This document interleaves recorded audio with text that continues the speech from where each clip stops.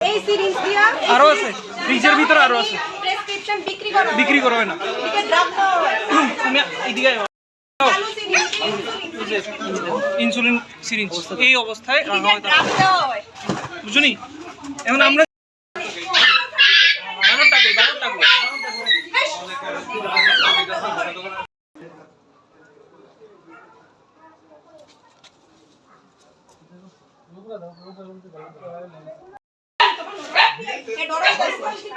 আমরা আমাদের কাছে কিছু কমপ্লেন এসেছিল সব দুটো এনজিওর কাছে যে ওনার বাড়িতে উনি কিছু স্ট্রে ডগস উনি নিজে রেস্কিউ করে ওনার বাড়িতে রাখেন। সেটা খুবই ভালো কথা, আমরা সবাই অ্যাপ্রিসিয়েট করি সেটা।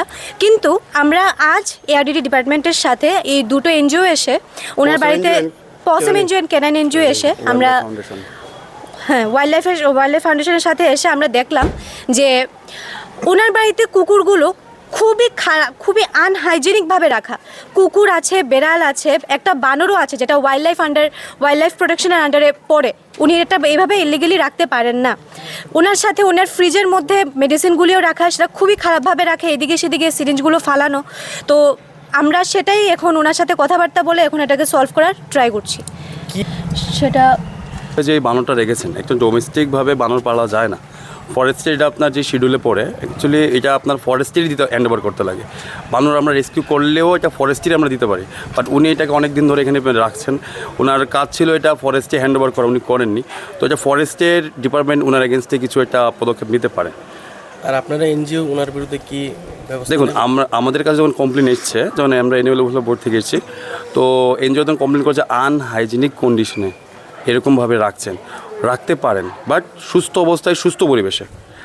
ওরা অসুস্থ পরিবেশে অসুস্থ কুকুরের সাথে বানর, হাঁস সব একসাথে রেখেছে, আর পচা খাবার, পচা মেডিসিন, এক্সপায়ারি মেডিসিন এগুলো ইনজেক্ট করছে। তাহলে এটা তো এথিক্যালি না, তো এটা তো একটা ক্রুয়েলিটির আন্ডারই পড়ে। ঠিক আছে, তো দেখা যাক এখন কী হয়। তো যদি আইনি পদক্ষেপ হতে পারে, আর না হলে যেগুলি আছে ওয়াইল্ড লাইফটা তো ওয়াইল্ড লাইফে রেস্কিউ করে নিয়ে যাবে। এখন দেখা যাক বাকিরা কী করছে। যেহেতু দেখা যাচ্ছে কেন্দ্রীয় স্বাস্থ্য দপ্তর নিপা ভাইরাস বাঁদরের এমন যেহেতু এভাবে রাখা হয়েছে, সেখান থেকে কোনো ভাইরাস সৃষ্টি হতে পারে? হতেই পারে। এটা অ্যাকচুয়ালি হিউম্যানের জন্য ক্ষতি, এটা আপনার কি বলে ওদের অ্যানিমেলের জন্য ক্ষতি। এখন দেখা যাক কী হয়, বা কি যারা ফরেস্টের লোক আসছে তারা আগে দেখেন।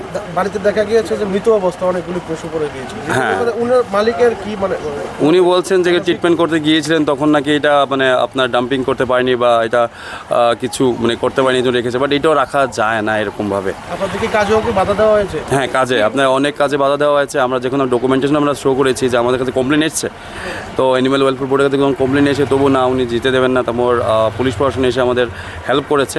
যে সাংবাদিকের বাধা দেওয়া হয়েছে, আর ট্যানের ব্যবহার খুব বাজে ব্যবহার। ট্যানের বাড়ির গেটের সামনে 6টা না 7টা পাঁচকর পাওয়া গেছে, সেগুলোকে প্লাস্টিকের ব্যাগের মধ্যে বেঁধে সেগুলিকে ফেলে দেওয়া হয়েছে। ট্যানকে যখন জিজ্ঞেস করেছে যে আপনি কী করবেন, কোনো ফেলবো, পরে ফেলবো, কবে ফেলবে তেনে কিছু নেই। ঘরের মধ্যে খুব অস্বাস্থ্যকর পরিবেশ, আনহাইজেনিক পরিবেশ, খাওয়া দাওয়া খুব ব্যাকডেটেড, মেডিসিনে এক্সপায়ার হয়ে গেছে, সেগুলোকে তেনে ঘরের মধ্যে ফ্রিজের মধ্যে টেকে দিয়েছে। বাড়ির পাড়ার লোক কমপ্লেন করছে যে ট্যানের বাড়ির সামনে কি যাওয়া যায় না, ট্যানে খুব দুর্ব্যবহার করে, ট্যানে গিয়ে কমপ্লেন করলে ট্যানে সবাইকে গালিগালাজ করে, খুব বাজে অবস্থা একদম আপনারা। প্লাস সাংবাদিকরা ট্যানের বাইট নিতে ট্যানের ঘরে গেছে, সাংবাদিকদেরকে বলছেন তোমাদের কে পারমিশন দিয়েছে ঘরে ঢোকার জন্য, সাংবাদিকদেরকে ধাক্কা দিয়ে ফেলে দিচ্ছে, পুলিশকে যেতে দিচ্ছে না বাড়িঘরের মধ্যে, ছাদের মধ্যে, আর বাড়ির ছাদের মধ্যে খুব বাজে অবস্থা, খুব বাজে। একসঙ্গে সুস্থ কুকুর, অসুস্থ কুকুর, ডিজিজ কুকুর সবগুলো একসঙ্গে রাখা, সেগুলো খুব আনহাইজেনিকভাবে খাটের মধ্যে ফেলে গেছে। মরা কুকুর একসঙ্গে সব রাখছে, সেগুলো খুব বিভৎস অবস্থা এগুলো।